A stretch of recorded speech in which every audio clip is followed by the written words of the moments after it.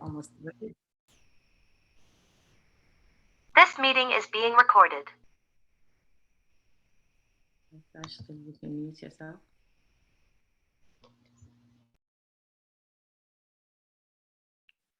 All right, so we can go live streaming as well too.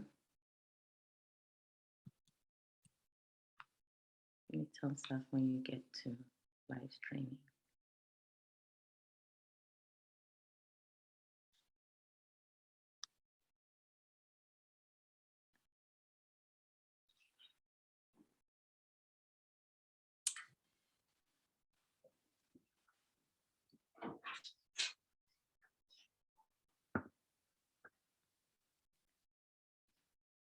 Ashley, were you able to live stream? I can't hear you. You're muted. Yeah, it says it's loading. It's loading. Yes.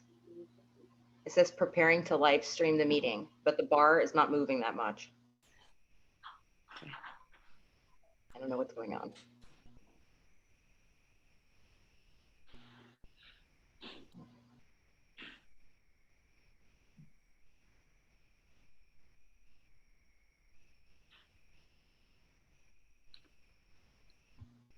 Let me try one more time. It said it was unable to load or unable to live stream. I'll try one more time here. Okay, so I think it's good.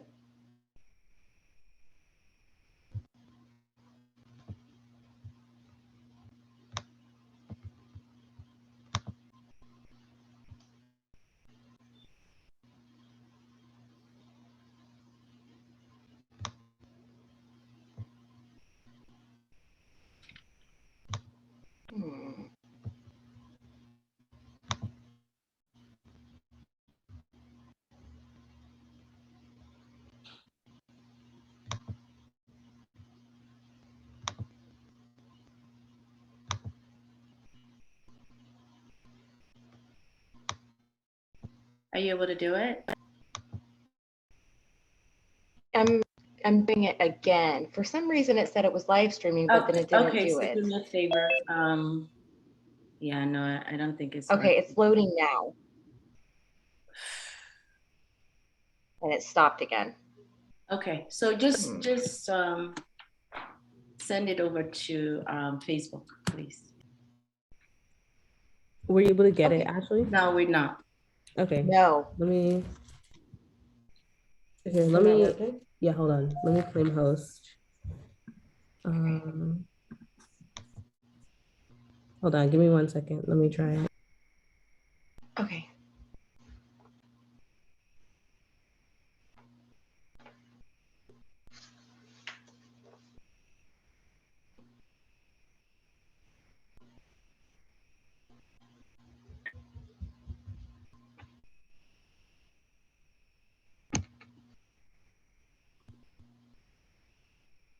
So now we gotta go.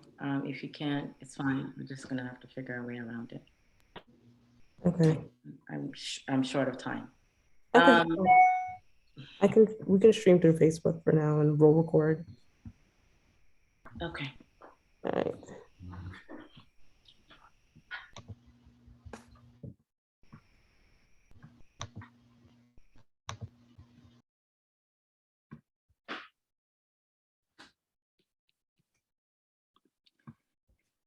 All right. Welcome, everyone. Happy New Year. Happy New Year. Happy New Year. This is a new season. It's a new beginning. And throughout the year of 2021, I kept thinking about all the families that we've been privileged to support as part of the My Goal family. And one of the things that I started to notice was we were getting a lot of new families.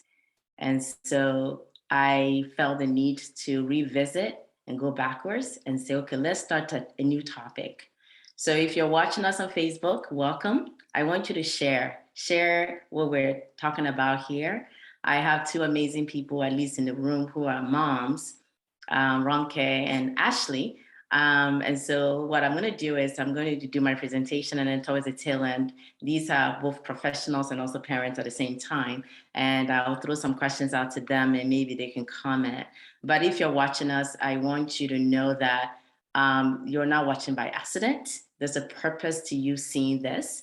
And part of you seeing it is to be able to be a blessing to someone who may be just getting a diagnosis. So I am Dr. Genevieve Kumapley, and I'm a pharmacist by design and training.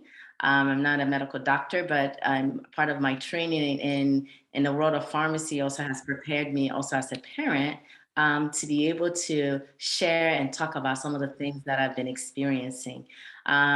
And so the topic is New to Autism series, Getting Beyond the Diagnosis, Part 1. Part 1, because there's going to be a part 2, which is going to be presented next month by Dr. Rose Marola, who is a neurodevelopmental pediatrician. I'm just blessed that Dr. Marola is a member of my board. And this is her picture right here. So if you're seeing my screen, Dr. Marola is a developmental pediatrician. And she actually, this picture you're seeing is with her in Ghana, where we at Haven International, our foundation there. So Dr. Marola will be coming next month and continuing this topic that we're having. So I want to just assure you that at the highest level of expertise, we're going to bring the information to you. So I'm going to do my topic on a couple of factors. So the point here is to describe the signs of developmental delays and the red flags of autism. I want us to identify some of the key therapies and support and resources. We'll talk about the key steps in addressing the issues related to delays and autism. And then I'll share my story along the way. So I am so incredibly blessed that you've chosen to be here. And as I'm saying that, so if I keep hearing me say blessed, because truly I called it a blessing to be on this journey, a journey beyond just getting a diagnosis. So, and most of you know a little bit about my story and journey. All these things I was behind the scenes, and I guess that's what in a way qualifies me to be an expert. I'm the founder of My Goal. We've been around for 13 years. I did my training in nonprofit leadership with the Prudential Foundation. I currently an adjunct faculty member of Rutgers Ernest School Mario for Pharmacy. I went to the University of Illinois. My roots is in Chicago. And I did my undergrad in University of Illinois at Urbana-Champaign. So I say all that because most of the time people see me and I wear different hats. I got my training in oncology practice is what I do as a background at the Cancer Institute of New Jersey. I currently work as a pharmacy manager at Holy Name Medical Center. I am a minister at my church at Agape House of Worship. And of course, I have Haven International. And I am also incredibly blessed to be part of the consumer advisory member of the Box Center. So you will hear me do some talk about that. And obviously, part of my desire is to make sure that as an organization with My Goal, we practice ethical leadership. And I was blessed to be able to get training through the Rutgers School of Ethical Leadership. And then I also co-wrote a book called 7 Principles Developing and Maintaining Your Passion. So put all that hat there, forget all that. What I am passionate about is to talk about my family. On the corner here, this is an old picture. So girls, don't forgive me for showing a very old picture. I'm going to get better at it. But this is one of my slide deck that I use and has a picture with Nick in it. And so it's a blessing in that regards. So 13 years, wow, My Goal has been around. And through all that 13 years, we've been doing the programming that you're seeing me do here. We were established to really support families and individuals facing autism and other intellectual disabilities. We've done a number of programs, and the things we're most proud about, which we're still doing our flagship, is that we've done trainings like what we're doing here, outreach both here in the US and overseas in Ghana and Liberia, and recently also did something with Malawi. We also have the grant program, which we established in 2009, and essentially that grant was done in memory of a young boy called Daryl. So that program, it continues, and we're proud that last year in 2021, we gave out over $20,000 to 27 families. Extremely proud of that. Haven International in Ghana, established in 2011, just celebrated our 10 years. Next Hope, which is the other initiative that we have, and of course, our Adult Services DDD, which we started in 2019. I share that so you can see that my goal is truly, as an organization, interested in supporting our families beyond just a diagnosis of autism, but it's about making a community. So now let's get into autism spectrum disorder. What is it, right? And that's really what I wanted to start to get into it. It is a diagnosis, but there's a person beyond a diagnosis. There's a family beyond a diagnosis. And that's what I want to just make sure that we all and we have an understanding of that. And so if you're a new parent listening to me, please do not let a diagnosis of any sort define who you are and what your child's capabilities are. However, we don't also want to ignore the fact that something is going on with our child that needs attention. So the way I look at it is that it's a spectrum, right? It's a spectrum that is both psychologically and behaviorally defined. And it can go from a very, I guess, depending on, I call it both based on level of support that individual may need. So if they have mild need of supports to very severe needs, then obviously you can call it severe. And then there's also a place where they might have attention hyperactive disorder. But most of the three things that most people note, and that's how it's psychologically defined, is that there are some communication challenges. The child is not able to speak, or they've regressed in their language. They can't say, speak when sometimes when they do speak, they become repetitive in their speaking. Sometimes the child may have what they call stereotypical behavior. They're doing things that just seems a little abnormal. They're lining up toys. They're wanting things to be done in a certain pattern, a certain way. And so that becomes a function of that behaviors. And sometimes that behavior can be very disruptive. Some of them may lack social skills. So these three things together is what psychologists or neurologists or neurodevelopmental pediatricians may define as someone being on the autism spectrum. It always starts off when the individual may be young. And if it's something that they ignore, and sometimes some children may be delayed. So we'll talk a little bit about that too. But one of the things, and just a little bit, and I skipped my story, so if some people are watching me, you may not know this, but my son Nicholas was diagnosed. I used the word was because that was 18 years ago. He's now 20 years old. He would tell his own story one day, but essentially Nicholas was typically developing and then regressed. And so the communication issues, we saw that he was fixated on watching CNN at the time nonstop. You turn the channel and then he will start crying. And obviously he preferred to interact with adults instead of kids. And those are the things that we noted between the age of 18 months. And once we noted that, and we asked the pediatrician about that, it wasn't until 2.5 when he really got his formal diagnosis. And at that time, over time, obviously, as a woman of faith, I believe that God will heal him, and he's healed because having someone who can still interact with his family, engage with us, he is a blessed person, and I am blessed, and our family is blessed because of that. But at the end of the day, he still had challenges that needed supports. And my conversation throughout this presentation is to make the point here that it's always about supports that individual needs, whether it's medical and so on and so forth. But beyond just what I say, the face of the autism, which is the communication issues that he couldn't speak or even understand, or he was having these behaviors that were disruptive, and also he wasn't engaging socially. He was also having an underlying issues medically, which we did not realize is also something to note. And that's what I'm going to talk about next. That is beyond just the fact that that child has social issue, communication issues, but he was also having gastrointestinal issues for about a week. Nicholas was not going to the bathroom. That is not normal.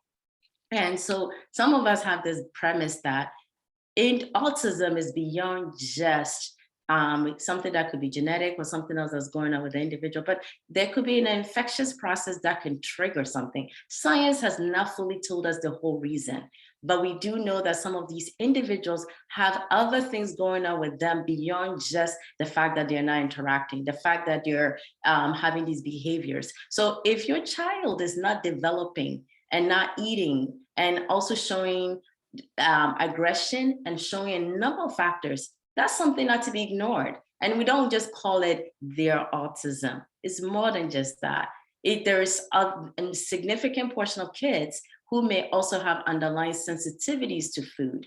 So we think that there could be environmental toxins, infection, and also just certain foods, allergens in diet, what we call gluten and dairy, has some issues that can disrupt the stomach, affects, because remember, the immune system is in the gut, and then it ends up manifesting in a nervous system, which is what we see. So it's a neurodevelopmental issue.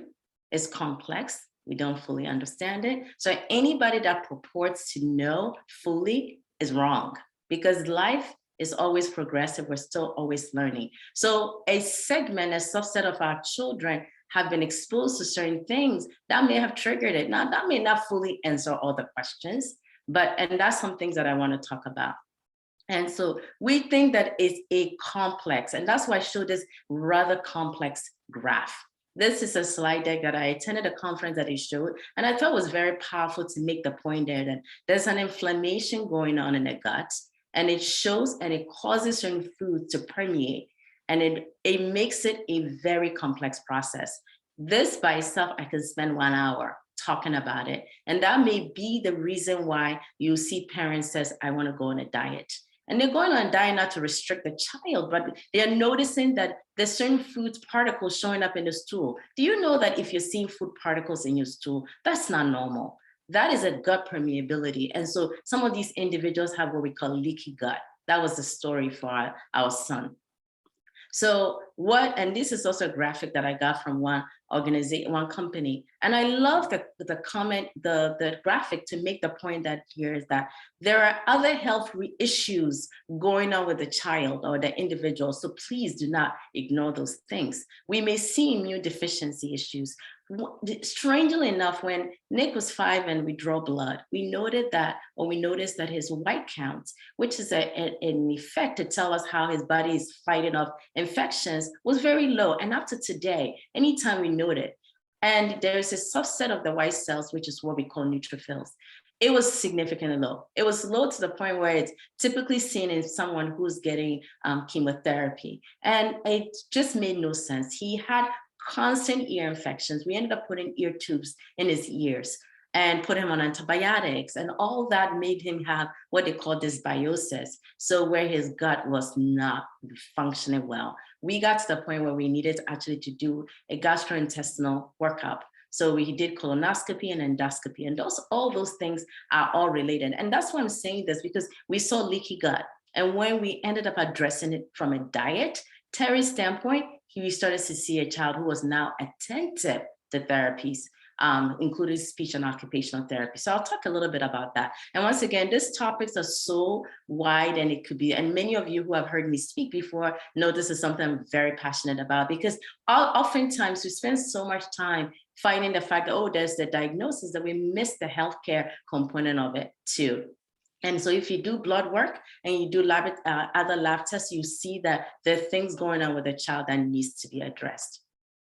The other thing is with sleep. I can't tell you how many parents will tell you that your child is not sleeping. That's not normal. Sleeplessness does not make somebody be able to be at 10. And that's because there are medical issues related to that. They may also have aggressions and behavioral depression, aggression, eye contact issue. They may have absorption issues, similar to somebody who may have pancreatitis, and you're seeing this food particles showing up. That is not normal. Those things need to be addressed medically. And so if we're seeing the pediatrician, they should be looking at it at a baseline. So when that individual has autism, don't just send them parents off and say, go seek early intervention only. That's important, absolutely. But we also have a responsibility to make sure that if there's any other cool issues going on, that's addressed as well too. Just don't mind the passion coming out of me. So how common is autism? We're seeing that the statistics is overwhelming.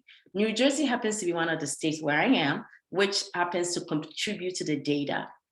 Now, this graph, when I showed it, I did a topic back in November, and that's when I had put this PowerPoint together initially. And at that time, the statistics was 1 in 54 individuals. And that was based on 2020 data. In 2021, CDC now has reported as now 1 out of 44. I happened to be in Ghana when I actually got a friend of mine sent me this link and said, autism prevalence is higher in CDC. So as of December 2nd, 2021, there are noted 1 in 44 individuals. And this is based on 8-year-old data, right? So they looked at individuals who are 8 years old and noted about 2.3% of those individuals, so those children were identified with this. So we're seeing a rise. But when we know a rise in something, it also means that we get to pay attention earlier. That's what that says. It says, if your child is delayed in their development, please do not ignore it and say, well, I don't want a diagnosis, I don't want a stigma. Nobody wants to stigmatize any child. What we want to make sure is that child gets what they need, what support, what services they need right away. So parents, if you're watching this, or you know a parent that needs to see this, please share this with them. Well, we're going to record it as well too and make it available on our website. So if folks are hearing me, I just want them to hear it this way. I will be remiss if I don't share this. Your child's early development is a journey. You know, from the age when the time when they're babies, they're supposed to go through this trajectory. Now, if your child is delayed, that is, they're by 6 months, they're not copying sound, beginning to say without support, they're not playing with other children, they're not responding to their name, they're not stringing words together. We need to pay attention, we need to engage them, and we need to do that now. You know, so at the same token, if your child is like, say, 3 or 4, and they're here, they still need to make their way through this developmental chart.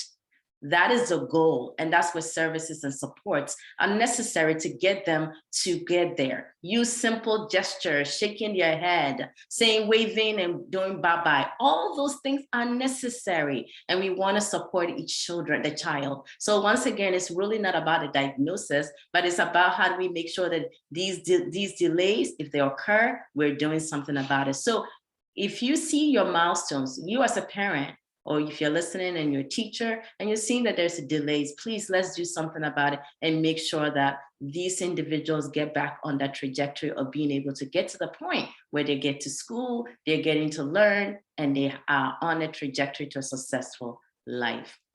So milestones matter. So let's talk about it. This is all from the cdc.gov. By 4 months, beginning to babble, responding to affection. By 6 months, likes to play with others, responds to their name. Milestones at 9 months, has favorite toys, understands no. If your child is 2 and they're not doing any of that, you need to pay attention. They try to say words you say. By 1, they're waving bye-bye. Milestones at 2, they begin to run. They're sorting shapes and colors. A milestone by 3 years, so they know their name. They should be turning when you call them if they're not. And for some of our children, they were, and all of a sudden they regress. If they're regressive, we need to pay attention right away. So what are the early red flags? No babbling or pointing by age 1. No single words by age 16 months, or 2-word phrases by 2. Not responding to their name. Loss of language or social skills, crucial. Poor eye contact, excessive lining up of toys or objects, no smiling, no social responsiveness. If I'm talking to you or you're watching and you know someone whose child is 3 or 4 years old and are not doing any of these things, these are red flags and we need to act on it and act on it now. So most importantly, I got this data from Kennedy Krieger years ago, and I love the way that they described it and saying that the patterns of sometimes of this autism onset, regressive ones are about 44% of individuals who get diagnosed. My son was one of those. 17%, maybe they were developing and then they plateaued. And then some of them just from the time the child is born, they may have shown signs that they're developmentally delayed. So these are things that we just need to know in terms of the different types that can occur. And I took this from the Bach Center. Like I said, I'm extremely proud to be affiliated or supported by this organization. And you know, this is online. If you go on their website, BOGGS Center, and they put this together from with the Statewide Parent Advocacy Network. And essentially what they say is this: when developmental concerns are identified, discuss your concerns with your child's doctor. This number, this is for New Jersey, statewide referral, call them. You want to get early intervention between birth and 3 years old. What early intervention will do is come and assess. And then a lot of times they'll engage the child. So a lot of these things is really engagement. Unfortunately, with the pandemic, a lot of our children have been isolated. So we're starting to see some of the developmental delays more. It doesn't necessarily mean that they're autistic by any means. It just means that we need to engage them early. When the child is formally diagnosed, most of the time it happens between 2.5 and 3 is where we know it, because this is where you really see the highest level of delays. By the age of 3, they will age out of their early intervention. At that point, their school district becomes responsible for services for them. So preschool education between 3 to 5 years old. You can call it Project Child Find on that. A developmental evaluation can also be done by centers. And I know that there's a long waiting list, but waiting list does not mean that we cannot start services. And we'll get into that as well too. What you also want to do is also engage your local community resources. Please, please, please. Your faith community is crucial. Your community at large is crucial. Make sure you're seeking to connect. Do not hide the fact that your child is regressing or is not developing at the rate that it should. Please do not, because it's necessary that we give that individual the best opportunity for growth and development. There are a number of support services. My goal is one of them as an organization. This organization was started because I realized when I got the diagnosis and our family did, there are not that many support groups out there. And I just said, no, we're not going to be in isolation. I have nothing to be ashamed about. My child is not for me to hide them. They did nothing happen. They didn't do anything wrong. They deserve every support that they can get. And so if somebody put in a stigma, it doesn't mean that you accept it that way. It says, I get up and I get support. And so there are FSO organizations out there. There are National Alliance on Mental Illness, NAMI in New Jersey. Mental health is crucial for you, for the parents, for the grandparents, for the siblings. We're all in this together. You can call Special Child Health Services, case management. And it's so important that you connect early. And as early you can, the better chance the child has. Every child has a different trajectory, and you just need to know that. So this is another visual from the same box center. I just thought, they did a fantastic job of making the point here. So you can discuss the concerns as I talked about, contact early intervention. So early intervention services is so crucial. Preschool education, once they turn 3, they age out. So between 2 and 3, you're really on a trajectory to making sure that the child gets into services early. Schedule a developmental evaluation to really confirm what you're seeing is what it is. Connect to local community resources, as I said. Support groups are so crucial. And then find a group that you're comfortable with. We have always established that my goal will provide our support services for free. We're going through a lot as a family already. There's no reason to feel like I got to pay for membership to get information. That's why we're here, and that's why we're doing this. And I have people have come and journey with us and join other groups. And I'm like, please, as many groups you can, but make sure you're not in a group where people make you feel worse than you do. Don't make them make you think that you're doing anything wrong. Don't let them make you feel like you're worth less than, because that's not right. And at the end of the day, if your own family don't understand, you don't have to take it. Join groups that will support you. And that's really your job as a parent. So doctor's referral, if your baby is not meeting developmental milestones, call early intervention and act early and act now. So important. So what are some of the supports and resources that I needed? And that's going to be part of the conversation that I'm having here, is that we understand the supports and resources are needed. This is a treatable issue.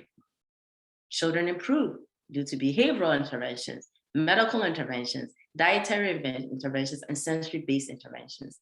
And since the 1960s, behavioral and communication techniques have been used. But we're seeing that a subset of the individuals have immune dysfunction, as I talked about, and gastrointestinal issues. So don't ignore their medical issues. So I graphically want to get the point across here is that it just means that you're going to have to do a lot of work that, other children who may not need that support go ongoing. But with the earlier you engage with services, the better. The child may need speech therapy, which means they need a speech evaluation.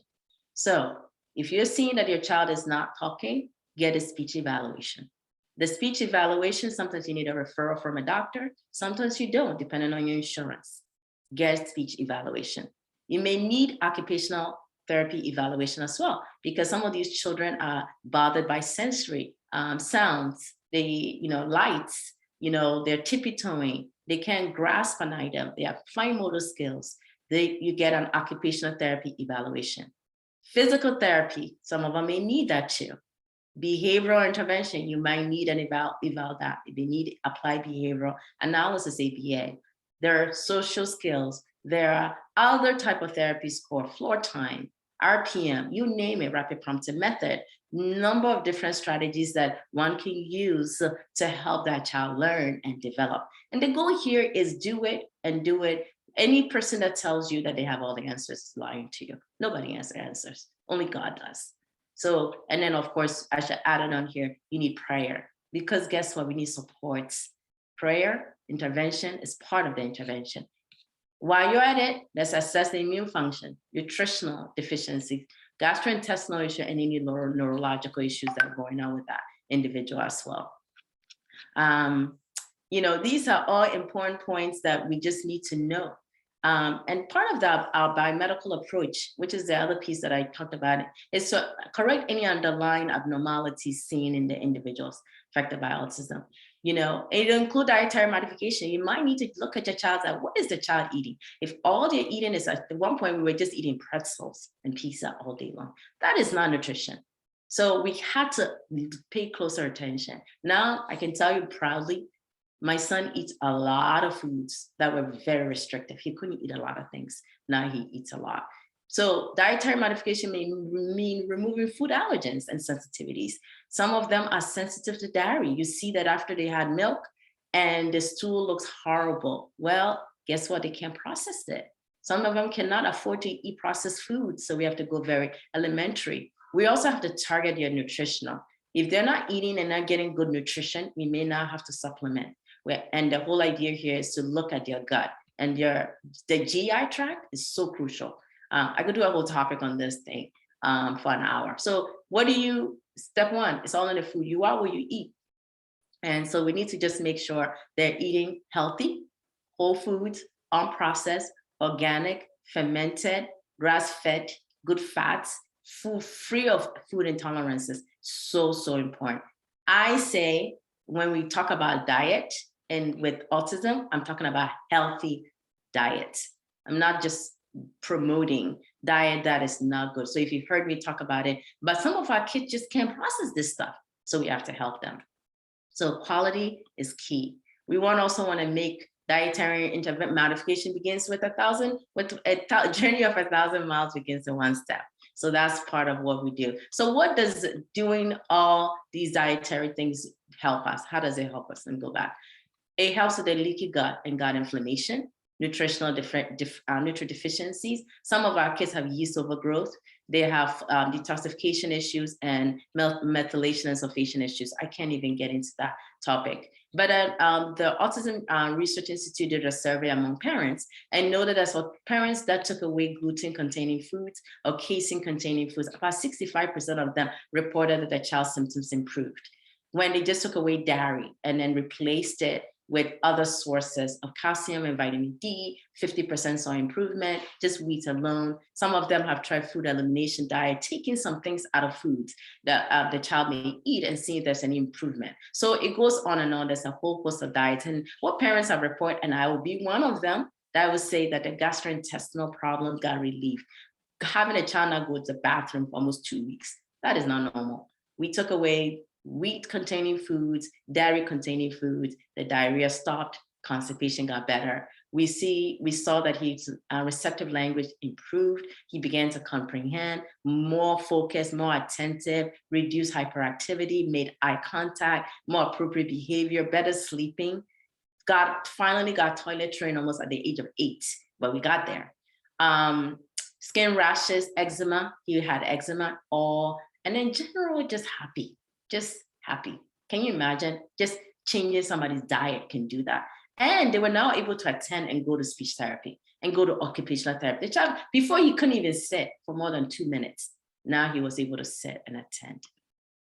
So who are some of the people that should go on this diet? Anybody that has craving for milk products, cream cheese, they're picky eaters, constipation, diarrhea, behavior, poor focus, eye contact, like I just shared in here. These are things that you can do as a parent. Doesn't cost much.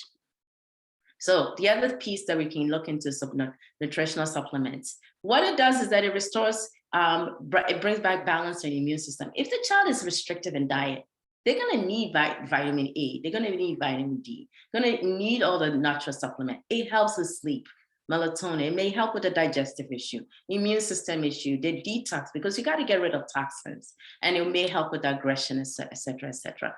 Kirkman Labs, which I absolutely love, and I don't often promote products, but I will say this because they also support science. And what it did is that they sell specific vitamins and minerals that are free of these toxins. And so I use their roadmap. And that's something that I used in the beginning with Nick when his gut was really inflamed. And I can say that because we did see a specialist, a gastroenterologist, who was able to do a colonoscopy, which is the camera to see what's going on in his gut, and was severely inflamed. And once we started medicines that helped to reduce, including steroids, medicine that had to be prescribed. So it's similar to somebody who has a condition called ulcerative colitis or Crohn's. That's how it looked like at the time. And we put him on medicines that helped to reduce that inflammation. And all of a sudden his gut was better. He was eating better. He was attending more. He was sleeping. He was not screaming in pain anymore. It was horrible. I mean, I just look back to those years, and many of you may not have known our story, but these are the things we did. So we ended up using a lot of these supplements in there, but these are basic stuff that you can get over the counter. And then we worked with our physician along the way. So I didn't do this on my own at all. So some of the key vitamins and minerals that we used was magnesium, helped with sleep. We use omega oils. We did probiotics. We did melatonin, antioxidant, and vitamins. And as again, these were all prescribed by physicians. So even as a pharmacist, I asked lots of questions. Why would this work? Why does melatonin help? Why would the magnesium help? And I told you that we do blood work. So we knew that things were deficient. And so we weren't just doing this just to do it, which is what, unfortunately, there are people out there that will sell you snake oil and tell you that it will cure autism. Absolutely not true. So what are some of the things that I say we do? So we remove sugar, junk food, toxins. We replenish by probiotics. And the whole idea is to kind of repair the gut. So as I said, the goal is to reduce the leaky gut and inflammation, the nutritional deficiency, the yeast overgrowth stuff. These are all factors that are necessary. So that's the biomedical part that I ran through very, very fast. I ran through it very fast because time is short, but certainly throughout the year, as part of our education for new parents, this is part of the conversations that I wanted to have. And for the parents that have been with us on the journey, a lot of these things are repetitive, but certainly you know that it's not easy when you have a child that needs supports. So part of our goal is that these individuals and parents and your siblings all need supports. And supports are resources and strategies that aim to promote the development, the education, the interest and personal well-being of a person. That would enhance their functioning. And so that's the part of what we are promoting here. And supports means that we need to be mindful as parents that the child's education, the type of education that they will need, needs attention. It's just not organic. It's just not something that's just going to be 1, 2, and go. It means that you're going to have to probably do more work. But that's okay, because there's a silver lining at the end that individual will get to the best life that he can. Look at your home living. You may have to make choices that are not the same as everybody else. We had to modify our life significantly, but we did it because of joy. And if you see my family, we are blessed because we had to do whatever it took to make sure that every single one of us have the best life. Community life, we are part of a strong community, and we've been blessed by it. We look forward to employment opportunities. And where somebody wasn't gonna hire him, I was like, you know what, Nick, you're gonna be your own CEO. Health and safety, so crucial. Behavioral issues, ABA, applied behavior analysis.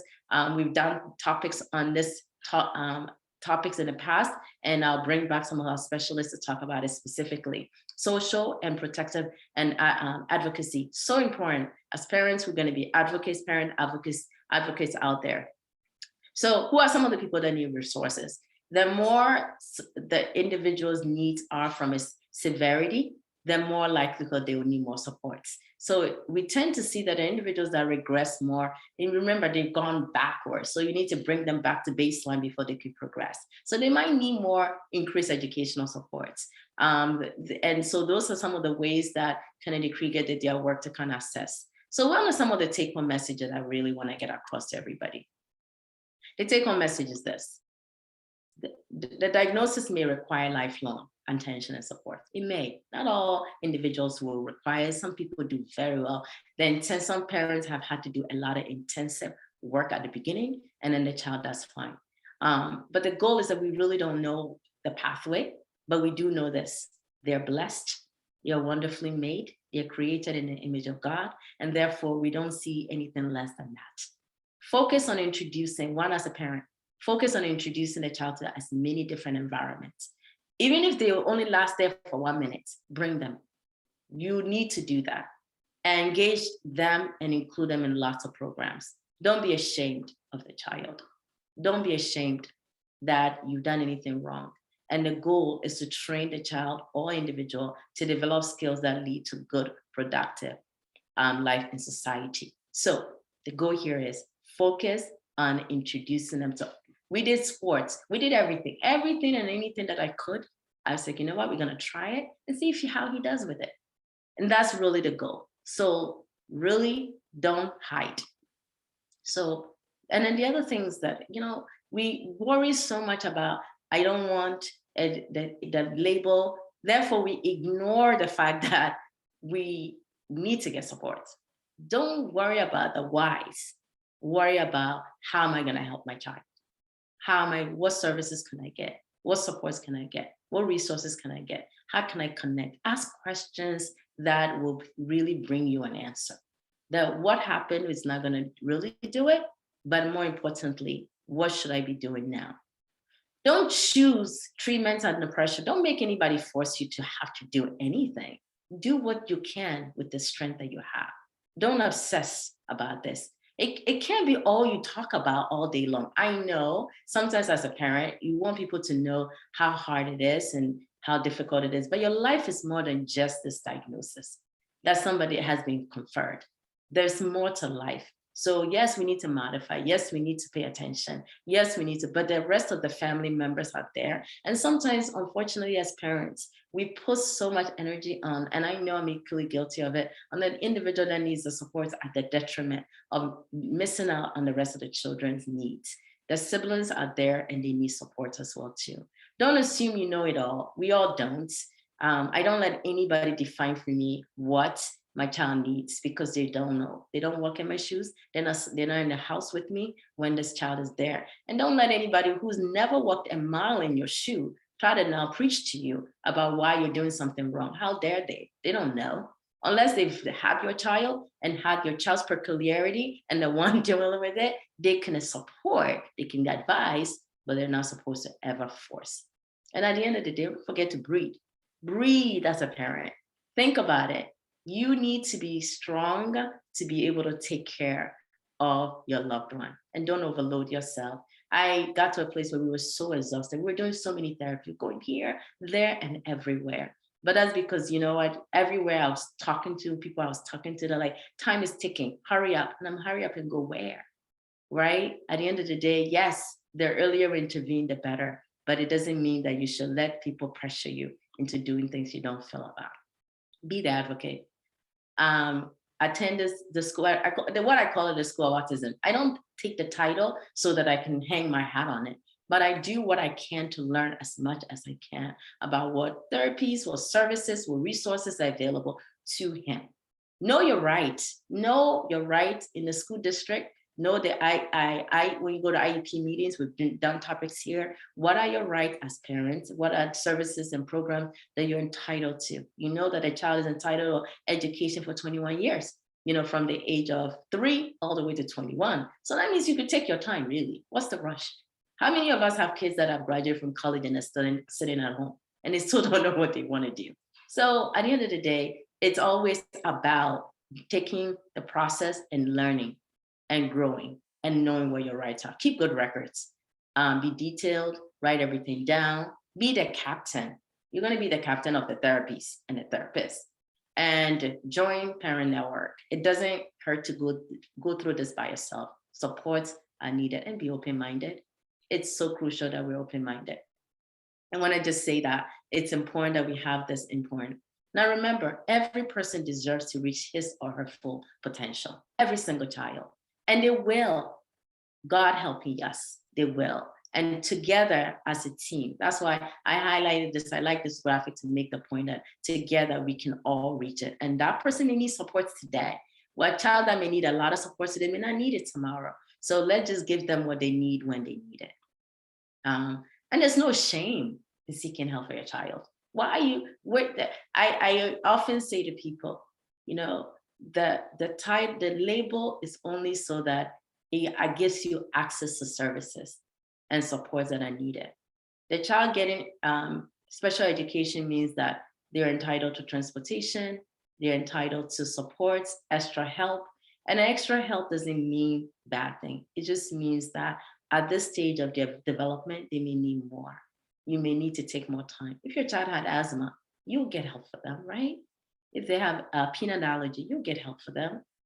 And if a child has a learning disability, get the help they need. That's why we're parents.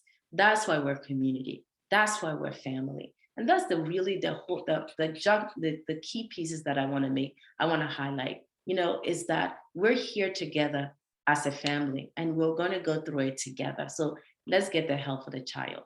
And my goal is here for you. We are here for you. So this is the beginning series of As the Expert topic. And I just said, you know what? I need to go back to the basics and talk about this again. I've been on this journey for a while now, so I can at least speak to it. I'm still on it.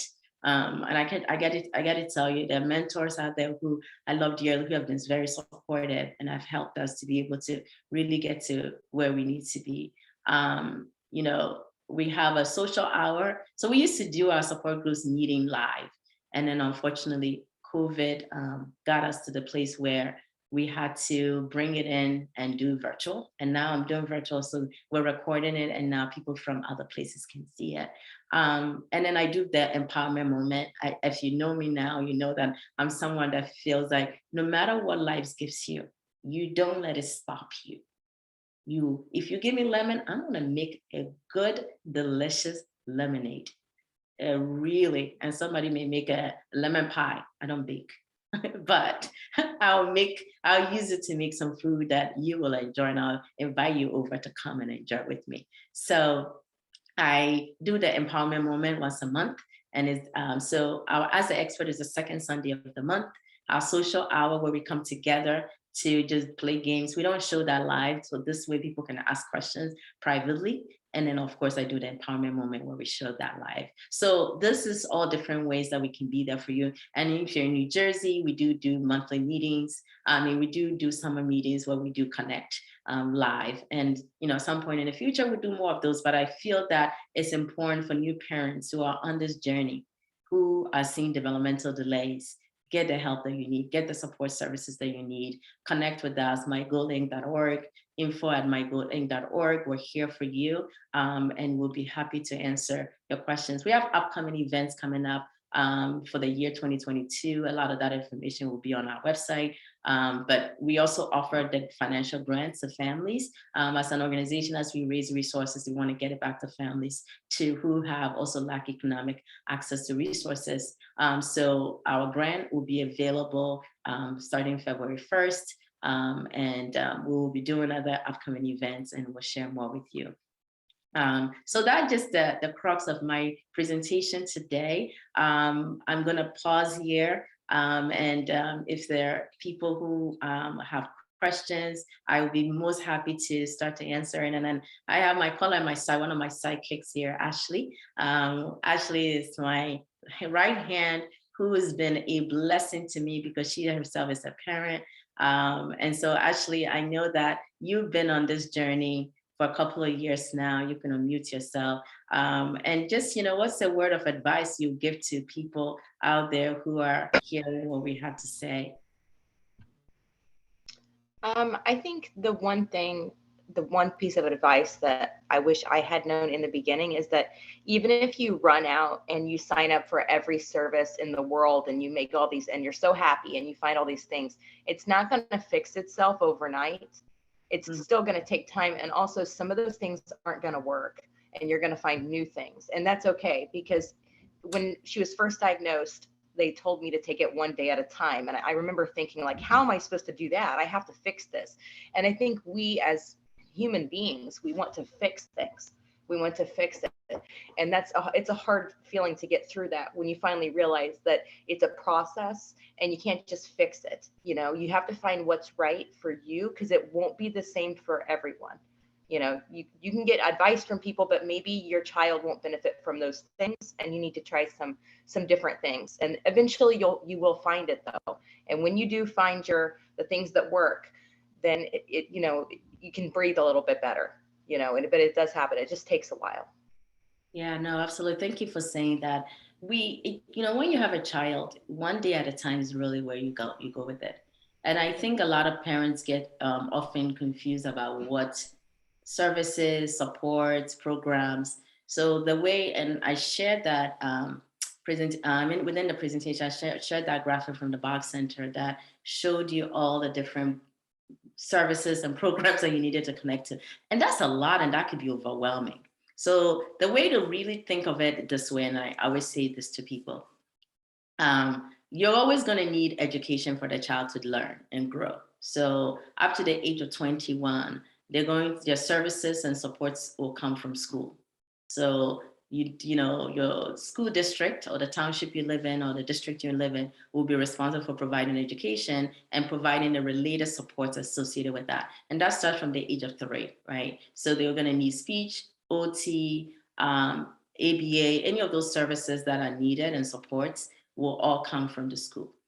And then once they turn 21 and over, their school entitlement is over. And at that point, if any support that is needed will come from the state services. Now, remember, the district, the dollars also come from the state that you're in.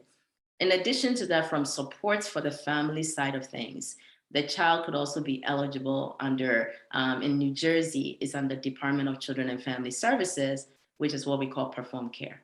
So it's important that parents register with that in New Jersey. Other states I'm not familiar with, but I can speak to New Jersey. You need to register with DCF. What it does is that it enables you where if there are challenges and difficulties, you are able to connect to resources that are beyond just your abilities. So that's important. So they give information for camps, they offer respite, you name it. And, when the crisis hit, and it happened to us, when we hit puberty, we ended up in crisis mode. And that was one of the services that I was able to engage with. That was huge, and it supports. And then once you turn 21, then you're under DDD. So 2 things that up to the age of 21, or 2 services that people need to connect with, is what the state is offering through the Department of Children and Family Service, Perform Care, and also what is from the school. So those are 2 things that you need to be registered with. Now, between the age of 0 to 3, then you have early intervention. So once early intervention, after 3, early intervention goes away and the school district comes in. So that's really crucial for us to know the differences. So new to parents, if you're listening to me, those are the key things that I always will say. It's a lot to process. And even once a child is turning 3 and you're going into the school, there is we can do alphabet soup of, and Ashley used to be a special ed teacher, and she'll tell you that the alphabet soup of the IDEA, the PRICE, which is the Parental Rights in Special Education document that parents don't ever read, but they should read. That you'll need a child study team, and you have to talk about evaluations and assessments, and it's a lot of work. But with the right support and the right people directing you and coaching you, you can get the best supports for your child. And so that's kind of like the key piece that I wanted to add in here. For there's a few people who joined me in the Zoom room. If you have anything you want to add, please unlock your thing. But of course, if there are people who are online that are listening that have questions, we can also take it also as well too. So actually, I don't know if there's any folks online that have any questions for what we're sharing. No one has asked a question, but they seem to be watching. Yeah. All right. Awesome. So there's some folks that may be watching later, and Ronke, you unlocked your thing. Do you have something to add? Yes. Good afternoon. Sorry, I can't turn on my camera right now, so you don't want to see how I look. All right. So I just want to encourage the parents that are just coming on newly. Honestly, I will say when Ashley was talking and she said one day at a time, I'm like, I think Ashley just read my mind, and I think it's very important that you take it at a time. I know it can be overwhelming. At the same time, mentoring and getting the support that you need is also important, especially at the onset of the diagnosis. I think that's one of the best that I can say I got from Dr. G for a couple of years that I've known her. I would say that she has really, really, really, shown me Oh, you went off. Oh, darn it. You're muted. All right, I'm sure she will come back. my family and she's always after me. Like, she's always after me, asking questions, how things are going. So I think that's very important and very key in how you're able to cope with situations, with everything going on with you and your family. So I think that's that means a lot to me. Like, you can always have someone you can turn to and talk to and seek advice from, because, like she said before, no one knows it all. So when you seek advice from people around you, from a support group, I think that will be of great help if you're new to the diagnosis. Thank you very much. Yeah, why I have you on there, because you do early intervention now. What advice would you give people about accessing early intervention? Oh, okay. Yes. So coming from a professional and standpoint, I would say that early intervention is very key. We had, I think I mentioned to you that we had a kind of conversation with a group in church, and we talked about, the importance of early intervention. And I remember that I mentioned to them that it's not every kid that is on the autism spectrum that gets early intervention. Some kids, they need a little bit of push. It's not that when they tell you, oh, it's early intervention, and you're like, oh, what's going on with my child? Some need a little bit of push. Some, of course, they'll get something after that, like a diagnosis of something, but not every child that comes to an intervention is on the autism spectrum. And also, it's very important that families are on board and they are teachable, and they are working collaboratively with every professional that comes in, from the early intervention program. I've seen with the kids that I work with, I'm also learning a lot, even working with children between 0 and 3 years. And I've seen a lot of progress that they make, especially once the parents are on board and they accept, and, when they're able to accept the strategies that you provide to them as a professional, it works wonders. Even if the child is going to get a diagnosis later, by the time the kid turns 3, you will see them. I've seen a child where when she came in newly into an intervention, she practically had no words, no attention, nothing. She aged out this month in January, and she can't stop talking. The mom will be the one to tell her, can you stop? She's constantly asking questions. So when you have that, when you see that your child is developmentally delayed, as soon as possible, get the number, call the state, and you don't have to wait to see the doctor for that. Get help as soon as possible. Talk to people, talk. I mean, this is something that we can't hide. I know we're used to that kind of thing from, for example, my country, from Nigeria, where you have people hiding. Oh, I don't know. I don't want people to know what is going on with me. Look, it takes a village to train a child. So you need to be open to people around you. If you find someone that you can entrust, that you can talk to, please talk to them. We cannot train these children alone. We can do it collaboratively when we talk to people around us, when you tell them about your fears, whatever is going on with you. At least you should have that one person that will help you on this journey. That is very, very key. At this point, I will hand over to Dr. G. Thank you. Well, that is amazing. Thank you so much for sharing that. I'm actually going to have you come back at some point and do a topic for us on early interventions and what are the things that are taught there still, because that was really, really good, what you just shared.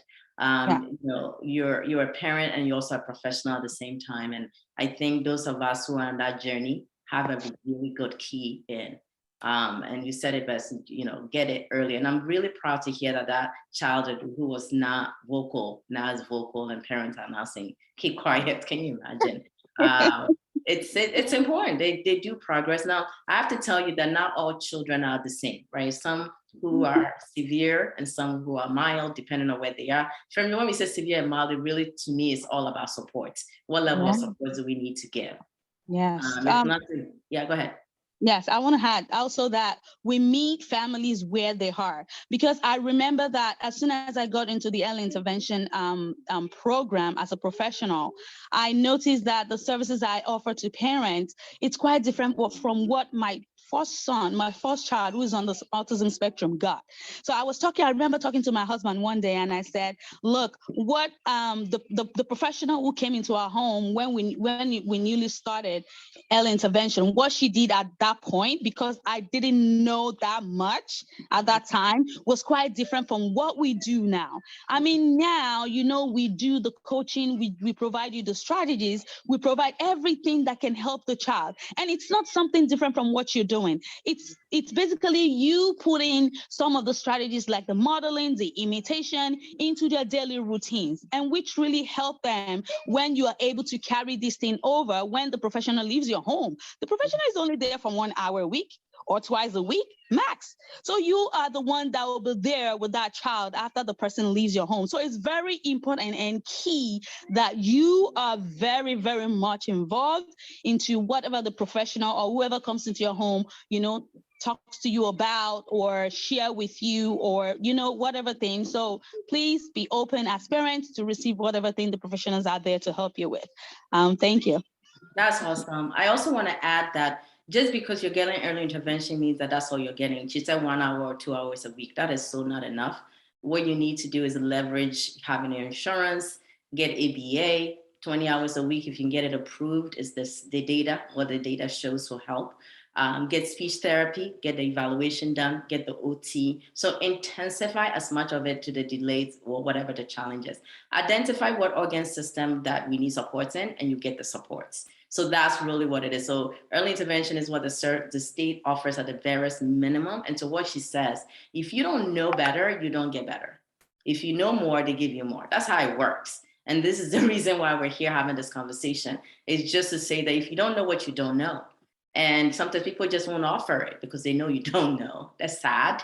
But if you're hearing us and you're hearing this conversation, is saying, I have access to information and education.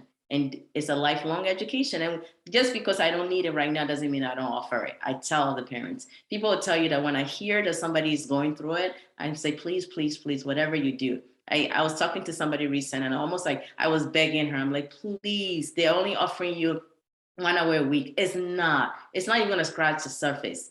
They're going to show you, that's coaching that you have to carry it on at home on your own. But it's really, really important piece of that. Are there any other questions that we have out there? No. Okay. Well, I want to say thank you so much. I hope, you know, for those of you who joined us inside the Zoom room, I hope you were blessed by this. This is only the beginning stages of our conversation, new to the autism series, new for the new parents. And also for someone out there who has loved ones that they think this will be something that will be beneficial to them, please share it. It's usually going to be enduring on our Facebook page. We are also going to have it loaded onto our YouTube and also to the website. So this way folks can read about it, listen, and then also share it. On behalf of the MyGo family, we love you and you're not alone. And if you need us, we're here for you. Email us at info@mygoalinc.org. info@mygoalinc.org. I want to say thank you for listening and come back to it. We'll be back next month as we do the part 2 of the series. And who knows how many of these series we're going to do, but for as long as parents are saying they want it, we're going to share it. So February 13th is going to be our second one. Dr. Rose Marola will be here to present again. And she's a neurodevelopmental pediatrician. So she comes with that expertise. And you can come with questions. She can talk to us about the ADOS and all the other MCHAT and all the different diagnostic tools that people use, professionals use in doing a diagnosis, and anything else we want to ask. So come with your questions and be prepared to listen and to learn. So once again, I want to thank you for joining us for the Ask the Expert topic today. I hope you learned something from it, and hopefully you can apply the things that we've taught you. So until we see you again, and then we have upcoming this week, our social hour is going to be this Thursday, the 13th of January at 7 p.m. So join us. And then, of course, our empowerment moment will be on the 27th of January, which is a Thursday evening. So once again, on behalf of the MyGo team, thank you so much for joining us and have a great afternoon. Thank you. Bye-bye. Bye-bye.